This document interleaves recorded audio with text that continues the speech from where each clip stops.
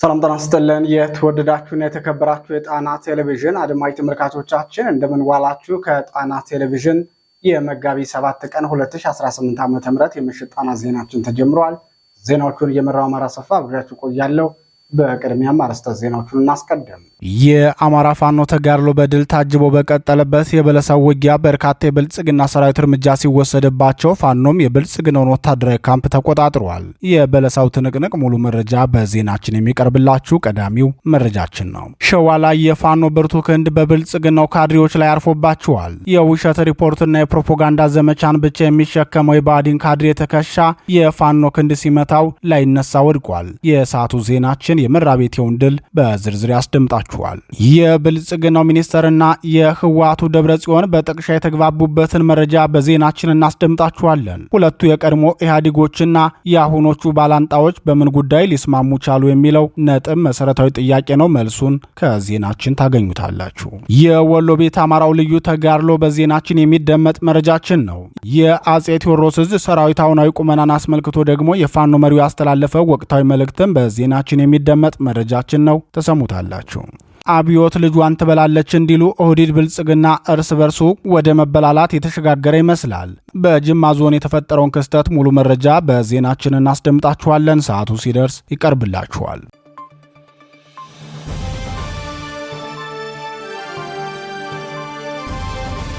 ክቡራትና ክቡራን የጣና ቴሌቪዥን ደጋፊዎች የአማራ ህዝብን ትግል ማዕከል በማድረግ ውግንናውን ለአማራ ህዝብ ማዕከላዊ ኮዝ ዘላቂ ጥቅምና የተቆጠሩ ጥያቄዎች ያደረገው ጣና ቴሌቪዥን ትግሉ የገጠመውን የስትራቴጂክ አመራር ክፍተት እንዲሞላ ህዝባዊ መሰረቱን አስጠብቆ እንዲቀጥል በማድረግና ሚዛናዊ የመረጃ ተደራሽነትን በጥራት በፍጥነትና በታማኝነት እያቀረበ የሚገኘውን የጣና ቴሌቪዥንን ለመደገፍ በርካቶች በምን እንደግፍ የሚል ጥያቄ ስታቀርቡልን መቆየታችሁ ይታወቃል።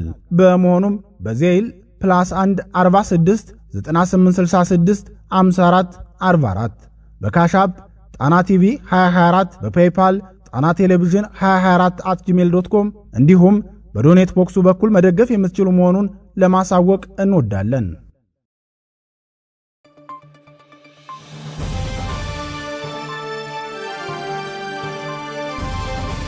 የተወደዳችሁና የተከበራችሁ የጣና ቴሌቪዥን አድማጭ ተመልካቾቻችን እነዚህንና ሌሎች የግንባርና የትንታኔ ዘገባዎችን ይዘናል። እስከ ዜናዎቻችን ፍጻሜ ድረስ አብራችሁን እንድትቆዩ እየጋበዝን ወደ ዝርዝር ዜናዎቹ እናልፋለን።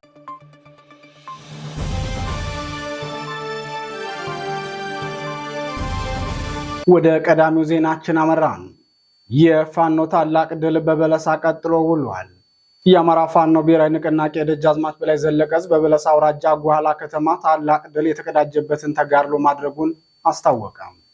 የደጃዝማች በላይ ዘለቀ ዕዝ ዳግማዊ ቴዎድሮስ 5ኛ ኮር ህዝብ ግንኙነት ኃላፊ አርበኛ አብነት ሞላ ለጣና ቴሌቪዥን በላከው መረጃ እንዳስታወቀው የዕለቱ ተጋድሎ የሁለቱ ኮር ሰራዊት በቅንጅት የሳተፈበት ነው ብለዋል። ውጊያው የተካሄደው ዛሬ መጋቢት 7 ቀን 2018 ዓ.ም ከጧቱ 3 ሰዓት ጀምሮ መሆኑን የገለጸው የዳግማዊ ቴዎድሮስ 5ኛ ኮር ህዝብ ግንኙነት ኃላፊ አፋብን በላይ ዕዝ ዳግማዊ ቴዎድሮስ 5ኛ ኮርና ሜጀር ጄኔራል ቫንታባት 1ኛ ኮር በጥምረት ያካሄዱት ውጊያ ነው። በአራት የውጊያ ግንባሮች በስቦ ማስገባት ቴክኒክ ባካሄድነው ውጊያ ጠላት ወደ መግደያ ቀጠናችን መግባቱን ስናረጋግጥ የገባውን የጠላት ኃይል እንዳይወጣ አድርገን መተነዋል ብሏል። በዚህ ተጋድሎ የተነሳም ጓላ ከተማን ወዲያውኑ መቆጣጠር መቻሉን የገለጸው አርበኛ አብነት ሞላ ፋኖ በዕለቱ ውጊያ ሞርተርን የመሳሰሉ የቡድን መሳሪያ በሰፊው ተጠቅሞ መዋጋቱን ጨምሮ ገልጿል። በዚህ የተጠናከረ የፋኖ ጥቃት የተነሳም ብልጽግና ከተማዋን ለቆ በመውጣት በስተምዕራብ አቅጣጫ ከሚገኘው የሰራዊት ማከማቻ ምሽጉ መስፈሩን ቃል አቀባዩ ተናግሯል። በዛሬው ውጊያም 11 የብልጽግና ሰራዊት እርምጃ የተወሰደባቸው ሲሆን 6ቱ ደግሞ ከባድ ጉዳት ደርሶባቸዋል። ፋኖ ተጋድሎውን ያደረገበትን መንገድ አርበኛ አብነት ሞላ ሲናገርም ሰራዊታችን ከጠላት ምሽግ ድረስ ዘልቆ በመግባት በቦምብና በጨበጣ ለአስጨራሽ ውጊያ አድርጓል። ከጓላ በስተደቡብ አቅጣጫ ጫውጫዊት ከሚባለው ከፍተኛ ቦታ ላይ የመሸገው ጠላት በፋኖ ድሽቃ ከፍተኛ ምትን አስተናግዶ ሰዋዊና ፖለቲካዊ ኪሳራም ተዳርጓል። በዚህም ከመሸገበት ቦታ ተወስኖ እንዲቀመጥ አድርገኗል ብለዋል።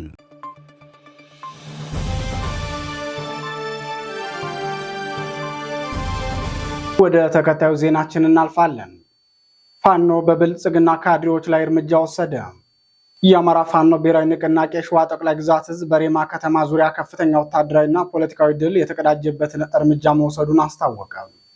የአጼ አምደ ጽዮን ኮር አጼ ዳዊት ክፍለ ጦር በባዲ ብልጽግና ካድሬዎች ላይ በወሰደው እርምጃ የአማራን ሕዝብ ከጠላቶቹ መታደግ ችሏል። የአጼ አምደ ጽዮን ኮር ሚዲያና ኮሚኒኬሽን ክፍል ለጣና ቴሌቪዥን በላከው የዕለቱ ተጋድሎ መረጃ በሸዋ ጠቅላይ ግዛት መራቤቴ አውራጃ ሬማ ከተማ የሚኖሩ የድሬ ቀበሌ ነዋሪዎችን ለብልጽግና ፓርቲ የሰራዊት ምልመላ የሚሆን ከፍተኛ መጠን ገንዘብ ተመን ካላዋጣችሁ በማለት ሲያስጨንቁ የነበሩ ግለሰቦች ላይ ነው እርምጃ የተወሰደው ብለዋል። የብልጽግናው ስርዓት በቀጣዩ ግንቦት ወር ምርጫ አካሄዳለሁ ብሎ እየተንቀሳቀሰ ቢሆንም በሌላ በኩል ደግሞ ጅምላ አፈሳ በማካሄድ የሰራዊት ስልጠናና የሚልሻ ስምሪት እየሰጠ ነው። በጅምላ ሰልጥኖ ለሚያሰማራው ሰራዊቱና የሚሊሻ አባላቱ የሚሆን ገንዘብ ለመሰብሰብ በየወረዳው ግብረ ኃይል አደራጅቶ ገንዘብ ለመሰብሰብ ህዝብን እያስጨነቀ መሆኑ ይታወቃል። ለዚህ እኮ ዓላማ ገንዘብ የማያዋጡ ሰዎችን ገንዘብ የማታዋጡት መንግስት እንዲወድቅ ስለምትፈልጉ ነው እያለ አስሮ እያሰቃየ መሆኑን በተደጋጋሚ መዘገባችን ይታወሳል። የአጼ ዳዊት ክፍለ ጦር ሰራዊት ዛሬ በሬማ ከተማ የወሰደ የተጠና ኦፕሬሽንም የዚህን ስርዓት የስልጣን ዘመን ለማራዘም ከአማራ ህዝብ ጋር የተጣሉ የስርዓቱ ታማኝ አገልጋዮች ላይ ነው። የአጼ አምደ ጽዮን ኮር ሚዲያና ኮሚኒኬሽን ክፍል በዚህ ጉዳይ በሰጠው ማብራሪያም እነዚህ አካላት በአማራ ህዝብ ላይ ተጨማሪ የመከራ የባርነትና የጭቆና ዓመታትን ለመጫን በስርዓቱ ወታደሮች በየቀኑ እየተገደለ ያለውን የአማራን ህዝብ በጉልበት በማስገደድና ድብደባ በመፈጸም ላይ ነበሩ። ሰራዊታችን የማያዳግም እርምጃ የወሰደው በእነዚህ የዘመናችን ጥቁር ጣሊያኖች ላይ ነው። በእነዚህ ኃይሎች ላይ የሚደረገው እርምጃም የሚቀጥል ይሆናል ብለዋል። የአስማረ ዳኛ አንደኛ ሻለቃ ዛሬ የወሰደው እርምጃ በሸዋ ጠቅላይ ግዛት መራቤቴ አውራጃ የሚዳና ሬማ ወረዳ ሬማ ከተማ አቅራቢያ ዛሬ መጋቢት 7 ቀን 2018 ዓ.ም ከቀኑ 6 ሰዓት ላይ በከተማው ዙሪያ ያሉ የድሬ ቀበሌ ነዋሪዎችን ያለ ፈቃዳቸው ለብልጽግና ፓርቲ መዋጮ እንዲከፍሉ በ30 የሚልሻ አባላት ነዋሪዎችን ሲያስገድዱ የነበሩ የወረዳው ሰላም አስከባሪዎች ላይ ነው። የሸዋ ጠቅላይ ግዛት አጼ ዳዊት ክፍለ ጦር አስማረ ዳኛ አንደኛ ሻለቃ አባላት እርምጃ ከተወሰደባቸው በተጨማሪ ቀሪዎቹ እግሬ አውጪ ብለው በመፈርጠጥ ነፍሳቸውን አትርፈዋል። ከባድ ጉዳት ያስተናገዱትን የሚልሻ አባላት ወደ ዓለም ከተማ እናት ሆስፒታል ተወስደው ሕክምና እየተደረገላቸው እንደሚገኝ አጼ አምደ ጽዮን ኮር ህዝብ ግንኙነት ኃላፊ አርበኛ ሐኪም አበባ ላዩ ተናግሯል።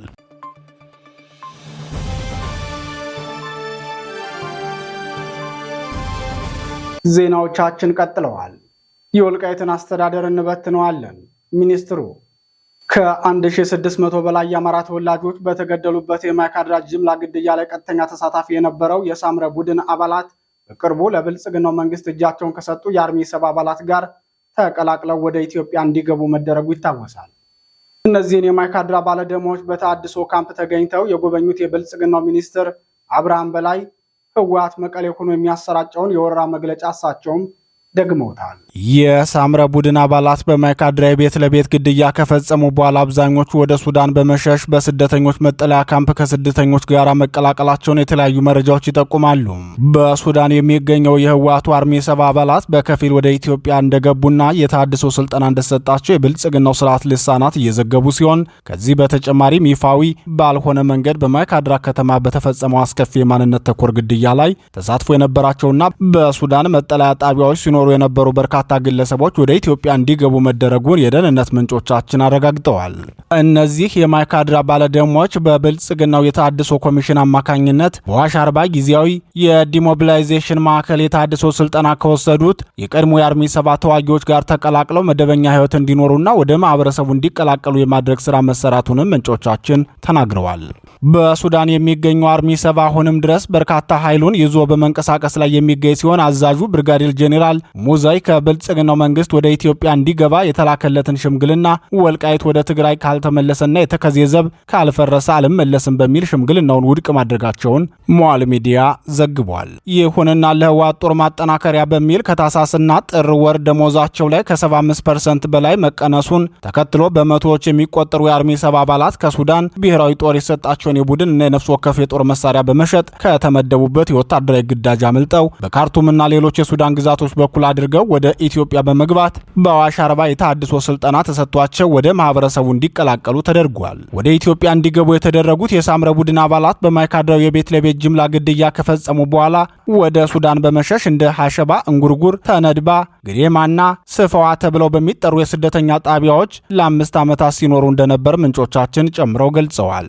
በዛሬው ዕለት በተሰማው ሌላኛው መረጃ ደግሞ የብልጽግናው መንግስት የመስኖና ቆላማ ሚኒስትር አብርሃም በላይ ከሱዳን ተመልሰው በዲዲአር ፕሮግራም ትጥቅ ለመፍታት ተስማምተው የተሃድሶ ስልጠና እየወሰዱ ካሉ የቀድሞ የአርሚ ሰብ አባላት ጋር ውይይት አድርገዋል። ሚኒስትሩ ከእነዚህ ታጣቂዎች ጋር ባደረጉት ውይይት በወልቃይት ጉዳይ በህወሓት የፖለቲካ አካሄድና በቀጣይ የአካባቢው አስተዳደር ዙሪያ ጠንካራ መልእክቶችን አስተላልፈዋል። የብልጽግናው ሚኒስተር በንግግራቸው የወልቃይት ማህበረሰብ የራሱን ማንነትና አስተዳደር የመወሰን ሙሉ መብት እንዳለው ገልጸው አማራ ነኝ ቢል መብቱ ነው፣ ትግሬ ነኝ ቢልም መብቱ ነው፣ በፍጹም ተቀባይነት የሌለው ሀገር እንበትናለን የሚል ሐሳብ ብቻ ነው ሲሉ የገለጹ ሲሆን በአካባቢው ያለውን የወልቃይት አስተዳደር ግን እንበትነዋለን ብለዋል። ከሰሞኑ አካባቢውን በኃይል ለመቆጣጠር የተደረጉ ሙከራዎችን በማስታወስም ህወሓትም ሆነ የትግራይ ታጣቂ በምንም አይነት ሁኔታ በትጥቅ ኃይልና በህገወጥ መንገድ ወደ አካባቢው እንደማይገቡ አረጋግጠዋል። ማንም ሰው በራሱ ውሳኔ ቆርጦ የወሰደው መሬት የለም ያሉት ሚኒስትሩ አካባቢው በፕሪቶሪያ የሰላም ስምምነት መሰረት አከራካሪ ተብሎ የተቀመጠ እንጂ በአንድ ወገን ተወስዶ ያበቃለት ጉዳይ አይደለም። አሁን በወልቃይት ያለው አስተዳደር ህገወጥ በመሆኑ መፍረስ ስላለበት እናፈርሰዋለን። ማንም ይሁን ማን በጉልበት ወይም በህገወጥ መንገድ አካባቢውን ማስተዳደር አይችልም በማለት መቀሌ ላይ እነ ደብረ ጽዮን የሚሰጡትን አስተያየት እሳቸው ለማይካድራ ባለደሞች ያደራ ቃል በሚመስል መልኩ ነግረዋቸዋል። በዲዲአር የተሃድሶ ስልጠና ወሰዱ የተባሉ የማይካድራ ባለደሞች ወደ ሰላማዊ ህይወት እንደተመለሱ የሚነግረው አስተያየትም ውሸት መሆኑንና የእነዚህ የማይካድራ ባለደሞች መዳረሻም በነ አቶ ጌታቸው ለሚመራው የሐራ መሬት ታጣቂ ቡድን መሆኑን የጣና ቴሌቪዥን ምንጮቻችን ተናግረዋል። የብልጽግናው ሚኒስተር አብርሃም በላይ የወልቃይት ጠገዴ ሰቲት ሁመራ ዞን አስተዳደሩ የሚፈርስበትን ጊዜና ሁኔታ ሲገልጹም ይህ ሂደት ተግባራዊ የሚሆነው ተፈናቃዮች ከክረምት በፊት ወደ ቀያቸው ከተመለሱ በኋላና ነፃ ምርጫ ተካሂዶ ህዝቡ የየራሱን የቀበሌና የወረዳ መሪዎች ሲመርጥ ነው በማለት ተናግረዋል።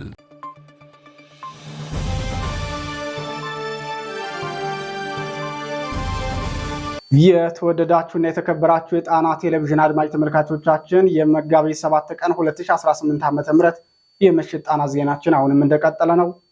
ምርጫችሁ ስለምታደርጉን እናመሰግናለን። ጠላት አጠፋቸው ሲል እኛ እየበዛን ነው። ፋኖ የአማራ ፋኖ ብሔራዊ ንቅናቄ አጼ ቴዎድሮስ 54ኛ ክፍለ ጦር ዋና አዛዥ የጠላት ፕሮፓጋንዳ መሬት ላይ ካለው እውነታ ፍጹም ተቃራኒ ነው ሲል ተናግሯል። በወሎ ቤት አማራ ደግሞ የፋኖ መሪዎችን አፍናለሁ ብሎ የገባው የብልጽግና ጦር በፋኖ ተመቶ በገባበት ቀርቷል። የአጼ ቴዎድሮስ 201ኛ ኮር 54ኛ ክፍለ ጦር ዋና አዛዥ አሁናዊ የፋኖን እንቅስቃሴና አቋም አስመልክቶ በሰጠው አስተያየት የአማራ ህዝብ የሉና ትግል በታማኝና ጽኑ ልጆቹ ብርቱ ተጋድሎና በደጀኑ ህዝባችን ድጋፍ ከመቼውም ጊዜ በላይ ተጠናክሮ ይገኛል። ጠላት ብልጽግና ግን አሁንም ደጋግሞ የውሸት ፕሮፓጋንዳ በማሰራጨት እውነታውን ለመቀየር ቢሞክርም እውነታው ግን የሰራዊታችን ሁለንተናዊ እድገት ከታሰበው በላይ ነው ሲል ተናግሯል። የመጣብን ጠላት የሰው ስነ ምግባር የሌለው ክፉ ጠላት ነው የሚለው የፋኖ መሪው የ54ኛ ክፍለ ጦር ጥምር ኃይል ልክ እንደ ንስር አሮጌ ክንፉን አራግፎ በአዲስ ብርታትና ትጥቅ ደምቆ መጥቷል። ጦሩ ከነበረበት የግዳጅ ቀጠና ሲመለስ የድካም ስሜት ሳይሆን ይበልጥ የመጠናከርና ራሱን የማብቃት ምልክት የሚታይበት ቆራጥ ሰራዊት ነው የተገነባው ሲል ተናግሯል። አፋባን ምዕራብ አማራ ቀጠና ቴዎድሮስ 201ኛ ኮር 54ኛ ክፍለ ጦር እንግዲህ ቁመናውን እንዳያችሁት ነው። ጠላት ብዙ ያወራል፣ ብዙም ይላል። መጥቶ የማይደፍርበት ቦታ ላይ እስካሁን ድረስ ፋኖ ከተመሰረተ ጀምሮ እስካሁን እኛ ቦታችንን ለቀን ግዛታችንን ወይም ያለንበትን ቀጠና በሚገባ ከመጠን በላይ አስከብረን ያለ ነው። ነገር ግን ጠላት ብዙ ያወራል። አሁንም ከትናንትናው ክፍለ ጦር የተሻለ ዛሬ የተለያየ በአደረጃጀትም በሶይል ቁመና በመሳሪያ ጥቅም የተሻለ ቁመና ላይ ነው ያለን። የተሻለ ቁመና የምንለው ምንድነው? እስካሁን ድረስ በነበረ ለየት ያለ ግዳጅም እየፈጸምን ቆይተናል። አሁን ከአደረጃጀቱ ተነስተን ያገኘናቸው ብዙ ለውጦች አሉ፣ ብዙ ስራዎች አሉ። ጠላትን የደመሰስንበት በተለያዩ ቦታዎች በተሰጠን ቀጠና ትርፋማ ውጤታማ የሆንበት ስራ ነው ያለ። ወደፊትም የተጠናከረ ከዚህ የተበለጠና ተጠናክረን እንደምንታገል ማሳሰብ ፈልጋለሁ። ያው በዚህ ድርጅት ቀይ መስመራችን ህዝባችን እስከሆነ ድረስ ድርጅቱም ያስቀመጠው ቀይ መስመራችን አንድ ህዝባችን ሁለት ሰራዊትና ድርጅቱን እስከሆነ ድረስ የዋላ ደጀናችንን እስካሁን ድረስ በነበረው የትግል ሂደት ወይም የስርዓት በጨቋኙ ስርዓት ላይ እየተገፋ መሆኑን በማስረዳት ለእያንዳንዱ ማህበረሰብ ከዋላ ደጀን ከሎጂስቲክ ተተኳሽ እስከ የዋላ ደጀን የተጠናከረ ሁኔታ ላይ እየሰራን ያው ማህበረሰቡን ትናንትና እንዳየው ድጋፉን በይፋ ወጥቶ በነቂስ ወጥቶ ያሳየበት ከጎናችሁ ነን አስፈላጊውን ነገር እናደርጋለን የሚለውን ሐሳብ ትናንትና በበለጠ ሲገልጽ ነበር። ዛሬ ደግሞ የሰራዊቱን እንደምታዩት ሰራዊቱም አለን የሚል ሞራልና ወኔ እያሳየን ያለን ይህ በእንዲህ እንዳለ የአማራ ፋኖ ብሔራዊ ንቅናቄ አጼ ምኒልክ ዕዝ 303ኛ ኮር አመራርና ሰራዊት ያለበትን ቀጠና አጠቃለው በማለት የተንቀሳቀሰው ሰሜን ምስራቅና ደቡብ ዕዝ የብልጽግና ሰራዊት በዋግላስታ መቄትና ቡግና በሰፊው የተንቀሳቀሰ ቢሆንም ጠላት ባላሰበውና ባልጠበቀው ሁኔታ ተመቶ ተመልሷል ሲል የአጼ ምኒልክ ዕዝ ህዝብ ግንኙነት መምሪያ አስታውቋል። መነሻውን ከላሊበላ በሹምሻ በሶስት አቅጣጫ ማለትም በእርፋ በጉልበት ተራራና በሙጫ በረት ያደረገው የብልጽግናው ሰራዊት 19ኛ ክፍለ ጦርን አጠቃለው በሚል በሌሊት ተንቀሳቅሶ እንደነበር የገለጸው የአጼ ምኒልክ ዕዝ የህዝብ ግንኙነት መምሪያ በተወሰደበት ፈጣን ማጥቃት 10 እርምጃ ሲወሰድበት ከ17 በላይ ደግሞ ቁስለኛ ሆኗል ብሏል። በሌላ ግንባር ደግሞ ትናንት ከሌሊቱ 10 ሰዓት ጀምሮ ጠላት በሶስት አቅጣጫ ማለትም በደሃና አምድ ወርቅ ወደ ቆቦ፣ ካይና ቡግና በብርኮ ወደ ቆቦ እንዲሁም በዱሮ ላባ ጎንደር በር ቅዱስ ሀርቤ እየተንቀሳቀሰ ሲሆን ብርኮ ላይ በተደረገው ውጊያ 19ኛ ክፍለ ጦር በ5 ላይ ማጥቃት በማድረግ ብርኮና ብርኳኳ ላይ 2 ዲሽቃ ተኳሾችን ጨምሮ 27 የጠላት ሰራዊት እርምጃ ወስዶባቸዋል። 14 ጥቁር ክላሽ ከነሙሉ ተተኳሹም ገቢ አድርገዋል ሲል የህዝብ ግንኙነት መምሪያው ገልጿል። የብልጽግና መከላከያ ሰራዊት ደቡብ ዕዝ 204ኛ ኮር 38ኛ ክፍለ ጦር አባል የሆኑት 10 አለቃ ዮሐንስ ወንድሙና ምክትል 10 አለቃ መሐመድ ሰይድ 2 ጥቁር ክላሽ 6 ካዝና 2 የደረት ትጥቅና ሌሎች ወታደራዊ ትጥቆችን እንደያዙ የአፋብን አጼ ምኒልክ ዕዝ 30ኛ ክፍለ ጦርም መቀላቀላቸውን የአጼ ምኒልክ ዕዝ ለጣና ቴሌቪዥን በላከው የውጊያ መረጃ አስታውቋል።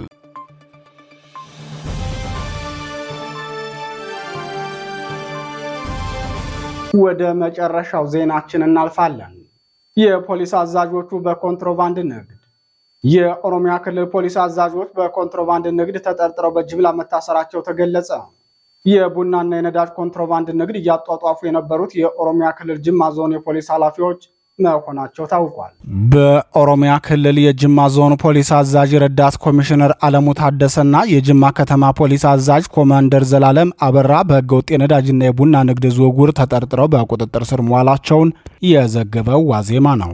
እንደ ዋዜማ ዘገባ ከሁለቱ የፖሊስ አዛዦች በተጨማሪ በዞኑ የሊሙ ገነት ወረዳ ፖሊስ አዛዥ ኢንስፔክተር ተካልኝ ተረፈ፣ የሰርቦ ወረዳ ፖሊስ ወንጀል መከላከል ኃላፊ ኢንስፔክተር ተሬሳ ቶሊ እንዲሁም አንድ ሹፌር በቁጥጥር ስር ውለዋል ብለዋል። የፖሊስ አዛዦቹ ትላንት እሁድ ከዞኑ ወደ ደቡብ ኢትዮጵያ ክልል በጭነት ተሽከርካሪ ነዳጅ በህገወጥ መንገድ ሊያሳልፉ ሲሉ የሁለቱ ክልሎች አዋሳኝ በሆነችው ሸቤ ሰንቦ ወረዳ በጥቆማ በቁጥጥር ስር መዋላቸውን የዘገበው ሚዲያው ይህ ወንጀል የመጀመሪያቸው አለመሆኑንም የአካባቢው ነዋሪዎች ተናግረዋል። ከዚሁ ህገወጥ ንግድ ጋር በተያያዘ በዞኑ በርካታ የብልጽግናው ስርዓት ካድሬዎችና ሰራተኞች በቁጥጥር ስር እየዋሉ መሆኑን ምንጮቹን ዋቢ አድርጎ የዘገበው ዋዜማ ሬዲዮ በቁጥጥር ስር በዋሉት በዞኑ ፖሊስ አዛዥ ረዳት ኮሚሽነር አለሙ ታደሰ ምትክ ኮማንደር ሱልጣን አባ ቡልጎ እንዲሁም የጅማ ከተማ ፖሊስ አዛዥ በነበሩት ኮማንደር ዘላለም አበራ ምትክ ኮማንደር ከሊል አማኖ እንደተሾሙ ታውቋል።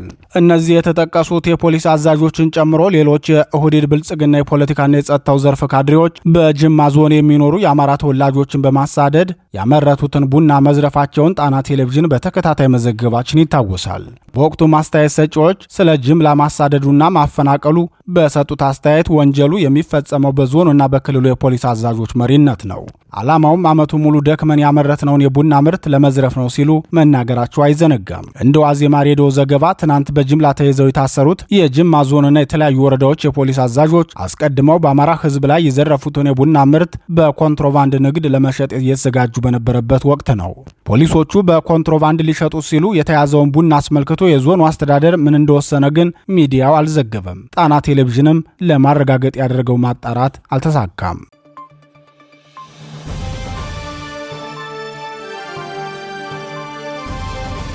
ክቡራትና ክቡራን የጣና ቴሌቪዥን ደጋፊዎች የአማራ ሕዝብን ትግል ማዕከል በማድረግ ውግንናውን ለአማራ ሕዝብ ማዕከላዊ ኮዝ ዘላቂ ጥቅምና የተቆጠሩ ጥያቄዎች ያደረገው ጣና ቴሌቪዥን ትግሉ የገጠመውን የስትራቴጂክ አመራር ክፍተት እንዲሞላ ሕዝባዊ መሰረቱን አስጠብቆ እንዲቀጥል በማድረግና ሚዛናዊ የመረጃ ተደራሽነትን በጥራት በፍጥነትና በታማኝነት እያቀረበ የሚገኘውን የጣና ቴሌቪዥንን ለመደገፍ በርካቶች በምን እንደግፍ የሚል ጥያቄ ስታቀርቡልን መቆየታችሁ ይታወቃል። በመሆኑም በዜል +1 46 9866 54 44 በካሻፕ ጣና ቲቪ 2024 በፔይፓል ጣና ቴሌቪዥን 2024@gmail.com እንዲሁም በዶኔት ቦክሱ በኩል መደገፍ የምትችሉ መሆኑን ለማሳወቅ እንወዳለን።